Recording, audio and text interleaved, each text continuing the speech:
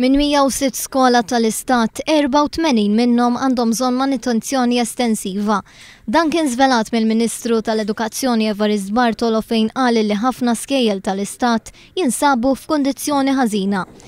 Wara laqgħa mal-kapijiet ta' dawn l-iskejjel irriżulta li hemm 3 problemi serji. Dawn jinkludu l-istat fiżiku tal-iskejjel fejn il-bini jinsab f'qada ħażina, hemm ukoll il-problema tal-indafa u l-problema klerikali fejn il-kapijiet tal-iskejjel saħqu li qed jaħlu ħafna ħin f'xogħol amministrattiv.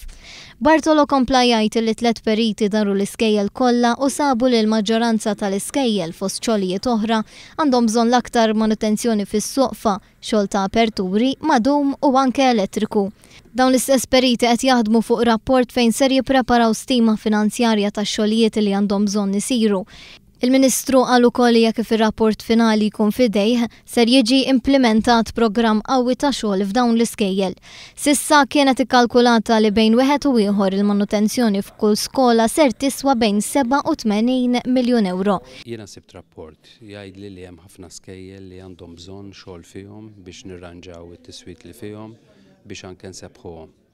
Fl-aħħar snin kien hemm skejjel li ġew abbandonati huwa tajjeb li issa nagħmlu dan il-programm biex nirranġawhom. Hemm skejjel li għandhom ħsarat fihom ħafna iżjed minn skejjel oħra.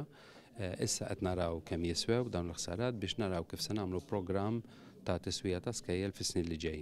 Il-Ministru stqar li qabel l-amministrazzjoni kienet tenfasizza aktar fuq il-bini ta' skejjel ġodda minflok tisbieħu manutenzjoni ta' skejjel eżistenti. Huwa qal li l-Gvern ġdid ser jaħdem sabiex isib bilanċ.